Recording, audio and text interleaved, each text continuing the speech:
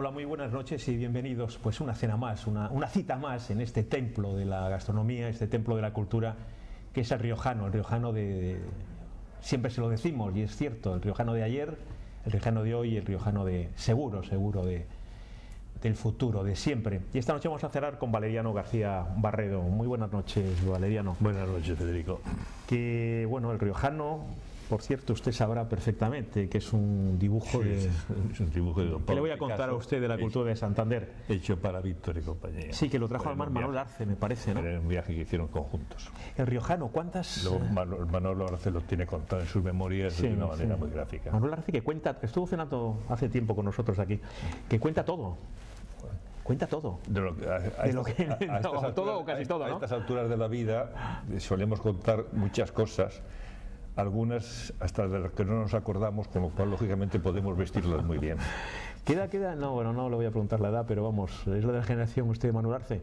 No, soy un poquitín más joven, me parece. Un poquito más joven. Creo que tengo 2 o 3 años menos.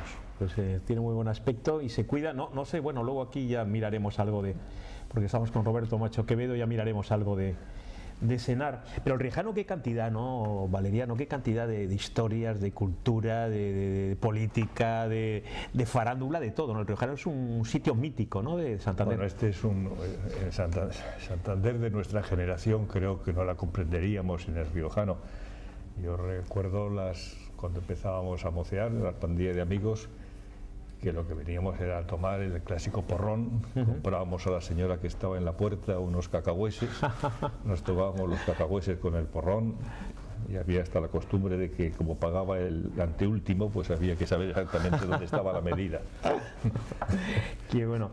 ¿Qué le dice Valeriano García Barredo? ¿Qué le dice la palabra librero? Bueno, librero es mi profesión, o sea, en ella he invertido, se puede decir, toda la vida, o sea, menos el periodo de formación que todas las personas debemos tener de antemano. Cuando uno ya empieza a tomar la vida en serio, o los demás intentan que la vida la tomes en serio, pues ha sido mi mundo al principio, como toda persona que caemos, es algo que empiezas a ir conociendo. Si al mismo tiempo que la vas conociendo la vas amando, entonces la profesión se forma parte de tu propia vida, y este es mi caso.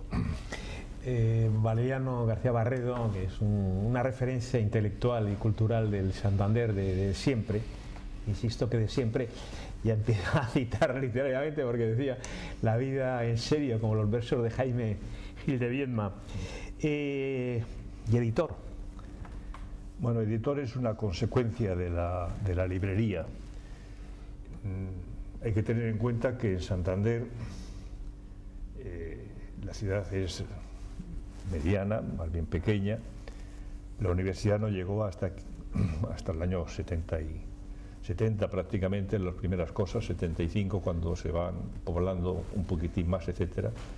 Y una librería que quiere ser importante, que tiene vocación de ser importante, de responder a todas las necesidades de la gente y hasta provocarlas si fuera necesario, en un mundo que además no era universitario. Pues eso también responde a que la propia ciudad, la edición era, digamos, relativa, aunque hemos sido siempre una ciudad con talante intelectual y luego tenemos que recoger la frase de Amor de Escalante para remontarnos quizá más, pero en fin, dejando todas estas situaciones aparte, había algún tipo de lagunas, y nosotros empezamos pues reeditando, porque había libros que habían sido editados de una manera institucional, no se habían reeditado, que era por ejemplo el libro de los naufragios de Rafael González Chegaray, el querido amigo que todos recordamos. Empezamos antes por un libro de Víctor de la Serna, que fue novenal, porque era un libro que hicimos, el 12 viñetas, que fue un regalo que los periodistas de Santander le dedicaron cuando él se marchó a Madrid, que llevaba unos dibujos preciosos de Apeles y de Rivero Gil. Y a partir de ahí, pues como digo, con recobrar el de los naufragios de Rafael, y luego pues 2 circunstancias muy favorables para el mundo de la edición, pero que incluso nos cogió verdes, con lo cual nos supuso un esfuerzo tremendo. Otro querido amigo, que era Miguel Ángel, tenía guardado Sí. en un cajón porque no acababa de editarse, lo tenía anunciado dentro de las prensas de la Institución Cultural de Cantabria, pero no se hacía. El hombre empezó a perder la paciencia, llevaba 5 o 6 años con ellos, y de todas aquellas inmensas carpetas del románico, pues un día dice, pues no te preocupes que vamos a intentar hacerlo. Fue intentar hacer una obra de 2 volúmenes de casi 1000 páginas, y fue pues un tirarse a la piscina sin casi saber nadar. Señor García Barredo, ¿qué le dice el nombre de Dionisio José García Barredo? Pues Dionisio José García Barredo es mi vida en total, porque teniendo en cuenta que mi madre falleció a los pocos días de nacer yo, pues mi padre fue padre y madre, o sea, independiente de que lógicamente a mí me criaron mis abuelos y toda la familia realmente fue la colaboradora, pero lo que es la autoridad directa, ¿no? Te afecta de los dos costados. Mi padre, las personas que tuvieron el gusto y la satisfacción de conocerlos saben que era una persona íntegra, sobre todo eso, la personalidad independiente de todo, nos educó para vivir. Y lógicamente cada día para vivir y para la cultura, como la vida, bueno, eso era la segunda parte que va a entender. Honestidad y cultura, podríamos decir, ¿no? Mi padre era un maestro extraordinariamente culto, y realmente tenía la obsesión de que el hombre tenía que ser lector, pero no lector por el hecho simplemente de leer por disfrutar, sino que su tesis pedagógica era que en la escuela tenía que provocar básicamente 2 cosas: un dominio fundamental de las matemáticas elementales para que el hombre tuviera en la vida capacidad de moverse de la manera más natural, y sobre todo aprender a leer. Aprender a leer no es juntar letras, aprender a leer es dominar el texto que estás leyendo. Él luego lo recogió en un libro de lectura cuando ya estaba jubilado, lo que hacía y lo que preparaba para el placer de leer, o el placer, simplemente se llamaba placer, exactamente, el placer, sin el placer, exactamente. Eran unos textos que proponían 2 cosas, eran unas fábulas en prosa. Entonces, a través de la vida de los animales, que las contaban en primera persona, hacían unas reflexiones de comparación entre su vida y la vida de los humanos. Ahí había dos objetivos fundamentales, y los 2 eran pedagógicos, eran enseñar y educar al tiempo, pero como si fueran separados. Para eso el niño tenía que comprender perfectamente la lectura, y entonces añadía a los textos unos que él llamaba temas de conversación formativa, donde había 8 o 10 preguntas que servían para 2 cosas: para que en la clase el maestro dialogara con los niños, y los niños en voz alta aprendieran a expresarse exactamente qué es lo que tenía que hacer. ¿Qué año, perdón, estamos hablando? De 1900. No, cuando lo publicas en 1957, pero eso lo venía empleando desde 1930, o sea que lógicamente lo que él hizo fue, impresionante, cuando se jubiló y se aburría, digamos, recuperar una tradición perdida. Y la segunda parte es que todo eso, independiente de haberlo hablado, luego lo tenía que poner por escrito, para saber también redactar aquellas cuestiones que le interesaban. Y con esas 2 cosas, con matemáticas y con la lectura, entonces uno podía ir a la vida para todas las cosas, porque en los libros encontraba luego todo. O sea, ya empezaba uno lo que provocaba era que el ser tenía que ser autodidacta. Queridos telespectadores de ese programa de Conversaciones en el Riojano, todavía no ha salido, ahora ya lo decimos, la palabra estudio, el mítico nombre de esa librería. Todo empezó, señor García Barredo, en el año 1942, en una pequeña dependencia de una droguería, ¿no? Bueno, sí, mi abuelo... El imperio empezó allí. Valeriano Alonso. Es exacto, es así, ¿no? Tengo el honor, lógicamente, de llevar el nombre de mi abuelo y el nombre de un tío que también, lógicamente, lo llevaba. Con motivo del incendio, él tenía 2 librerías, una en Puerta la Sierra, que prácticamente se quemó en el incendio a medias, pero se destrozó, y una en la Alameda Primera, que era grande y espaciosa. Entonces ahí dejó en principio un espacio para un íntimo amigo Cabestany, que tenía un estanco que también se había quedado incendiado porque estaba junto a la compañía. Sí, sí. Y cuando este hombre ya recuperó otro espacio y se marchó en el año 42, mi padre dijo, hombre, pues a lo mejor en este espacio donde ha estado esto, intento poner una cosa de libros. Mi padre había sido presidente de la Asociación Cántabra de Magisterio, había sido el fundador de la Mutualidad, el director de la revista, y tenía prácticamente su vida, había estado dedicado a la vida de los demás y sobre todo de su profesión, que él amaba tremendamente. Y una cosa que para él empezaba como una pequeña consecuencia, pensando en que también había 3 hijos detrás y que futuro podía hacer en unas cosas determinadas, porque entonces, lógicamente, como ahora, como siempre, la enseñanza no es que precisamente ya estaba muy bien pagada desde el punto de vista económico, pues a modo casi de juego empezó una cosa que lógicamente luego pues ha ido creciendo. Pues a Dios gracias. Sí, eso le quería preguntar yo, señor Valeriano García Barredo. ¿Cómo se ha llegado a lo que han llegado ustedes? Porque es que a mí no me gusta hablar, aunque dicen gente que sí, que es un poco retórico, pero es que es un imperio, es una cosa muy importante. ¿Cómo se llega desde la pequeña droguería, pues, a pesar del prestigio intelectual de su padre, pero cómo se llega a esto? No lo sabemos. ¿Cómo crece el hombre? ¿Cómo hemos crecido nosotros? Yo diría que de una manera natural y al mismo tiempo a veces los vientos de la vida soplan favorables y yo creo que para nosotros soplaron favorablemente.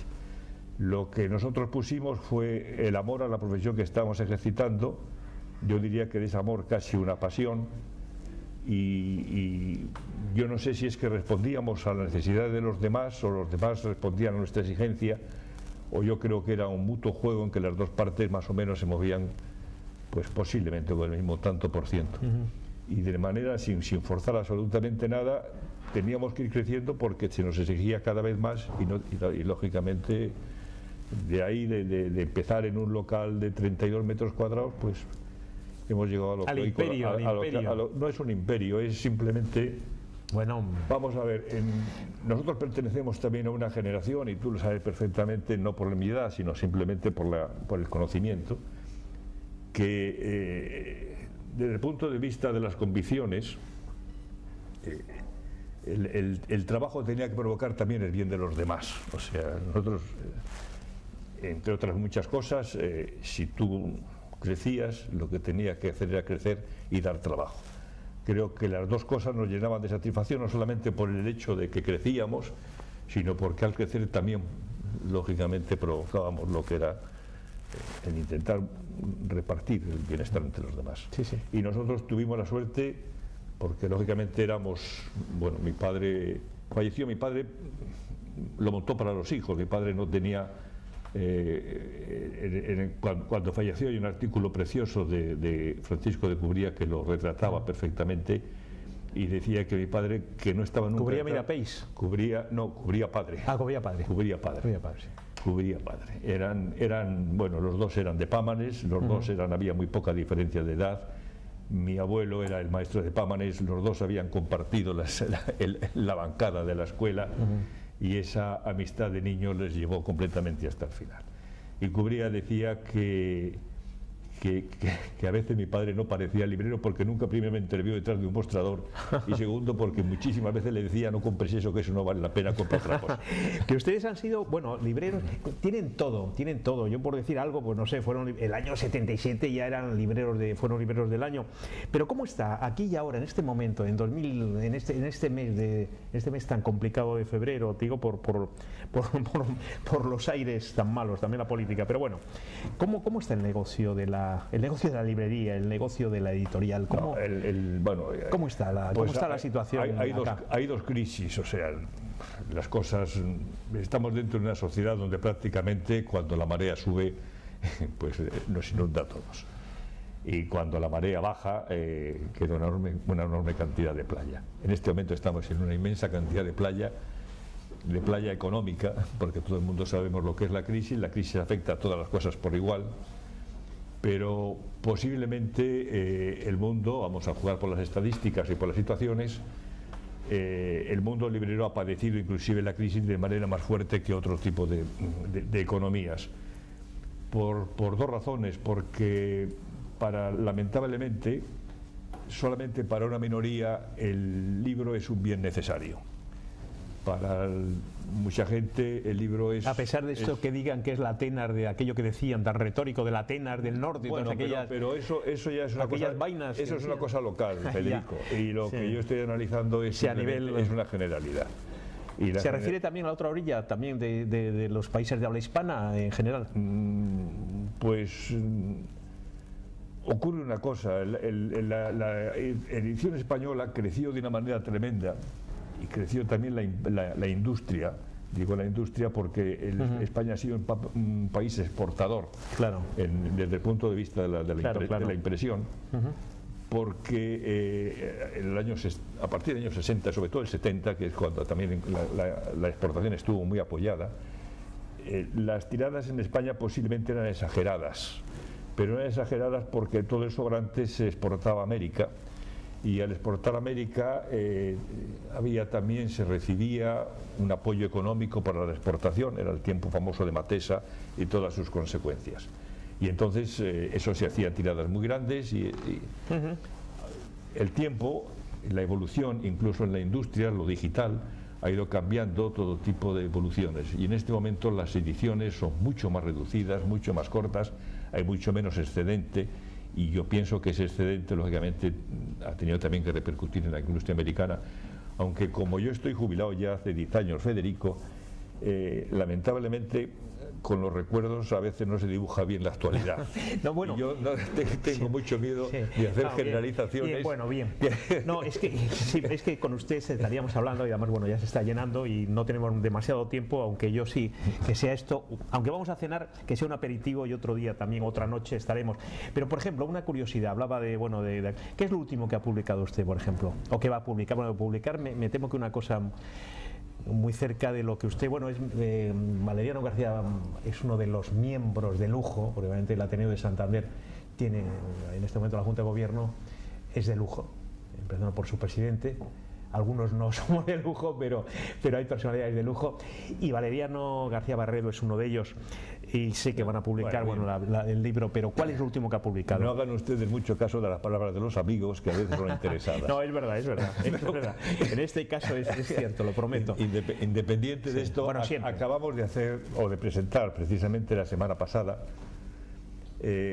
una nueva colección. La titulamos Textos recuperados. Y es la recuperación de textos que algunos inclusive, por ejemplo, como el primero de la serie, que ahora voy a emputinar a escribir, si me lo permites. Sí, claro. No se había vuelto a editar desde su edición en 1875, que es la guía consultor de Coll i Puig. Es una guía extraordinaria de 840 páginas, donde está retratada toda la... digamos, la sociedad, no solamente la sociedad cultural, no solamente la sociedad oficial, no solamente la sociedad económica, sino desde el punto de vista, sino también desde el punto de vista humano y social. Este hombre, Coll i Puig, era el director de La Voz Montañesa, un periódico pequeño, como todos lógicamente los que entonces hacían. En principio salía 2 días a la semana, llegó a ser casi diario. Y era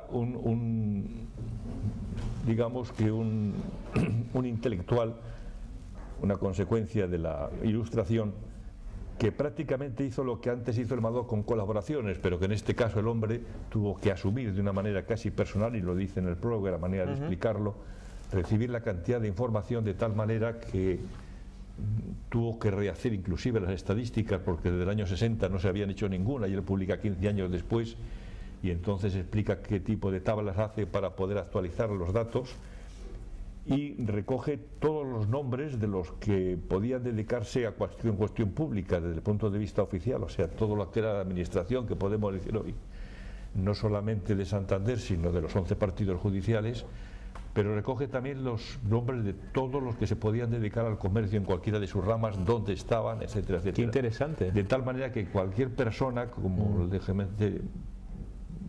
supiera hoy que un antecesor suyo del año 1875 se dedicaba a cualquier cosa, su nombre le encuentra en el libro y sus direcciones, etcétera. Esa guía para mí que además la he manejado mucho y que no estaba vuelto a publicar y que era muy rara, ha sido una de las grandes satisfacciones. Pero hay un libro que a ti te va a encantar, que es espectacular, que es lo que se llama La Guerra de Cuba. Este es un libro preparado por Benito Madariaga y recoge que tiene sangre, que tiene, ya sabe que su familia estuvo, una rama estuvo por allí. Y yo creo que todos hemos tenido a alguien que estuvo por allí, porque realmente tú sabes que efectivamente en algún momento el agua del océano debía estar realmente bañada de sangre de las dos orillas. Las dos orillas que decía Agustín de Foxa. De las dos orillas. Bueno, pues este libro de Benito recoge. Primeramente, Alfredo Nardiz es un teniente de marina recién prácticamente embarcado, que en el Oquendo, en el año 1898, parte al combate de Santiago de Cuba. Él narra en primera persona lo que es el combate, no desde el punto de vista político como se ha hecho muchas veces, sino simplemente en un diario extraordinario hace las maniobras punto por punto de cada uno de los días que dura el cerco de Santiago de Cuba. Él no muere, él tiene la suerte de no morir, relata la muerte de sus compañeros de una manera dramática, extraordinaria, y él hace ese diario porque él es prisionero, les llevan a la base de Annápolis, en Estados Unidos, hace ese diario y él regresa a España con el almirante Cervera, precisamente cuando les liberan, parece que llega el barco a Santander, creo que llega en el septiembre, si no me equivoco, del 98. Y en octubre del 98, en 6 o 7 números del Cantábrico, en 7 días distintos, él publica ese diario que tenía hecho. Ese diario Benito lo recupera y juntamente con lo que podíamos llamar 3 actos, el primer acto es este, el segundo acto es el regreso, la catástrofe, y esto lo tenía narrado maravillosamente Rafael González Echegaray en Por más valer, que era el libro del centenario de la Junta del Puerto, y ese sería el segundo episodio. Y el tercero sería uno de los episodios más brillantes, más dramáticos y más brillantes por el resultado del Santander del final de siglo, que es la recogida de los que regresan de Cuba, en 32 barcos. Sí. Aquí regresan 12 almirantes, 1000 y pico, 1200 y pico, entre jefes, suboficiales, etcétera, y más de 32.000, lo que podríamos llamar tropa. Tenemos que ir terminando, señor Valeriano. Es que el aperitivo, insisto, haremos pronto cuando usted su agenda nos dé un hueco a Popular Televisión. Eso por eso lo llamamos textos recuperados, porque es una preciosidad. Y este libro es una auténtica preciosidad. Le iba a hablar ya textual de su mujer, que hace poco ha celebrado por eso no pudo venir a cenar con nosotros, que han celebrado algo, conmemoraban los años de su matrimonio, ¿no? Bueno, serían los años de nuestro matrimonio, ya son, por suerte, y a Dios gracias, eso sí que tenemos que dar muchas gracias, 56 años. Que son diamantes ya. Pues no lo sé exactamente lo que son. Hace poco lo ha celebrado porque luego, pero bueno, no pudo venir a cenar con nosotros. En algún día exactamente que hemos coincidido, pero que no podía. Pero no sé exactamente qué. Y luego tiene varios hijos y nietos. Hay 5 hijos, y como está en esta cena, estoy viendo en una mesa de enfrente también cenando, y qué bien lo hace Raúl Samperio, puedo decirle que va a cenar con nosotros el próximo miércoles. Que tengo 11 nietos. De esos 11 nietos quiere decir que tengo un equipo titular, pero que no tengo ningún suplente. Tenemos que terminar, y ha sido un aperitivo. Valeriano García Barrero, de verdad, muchísimas gracias por todo. Muchas gracias, Federico.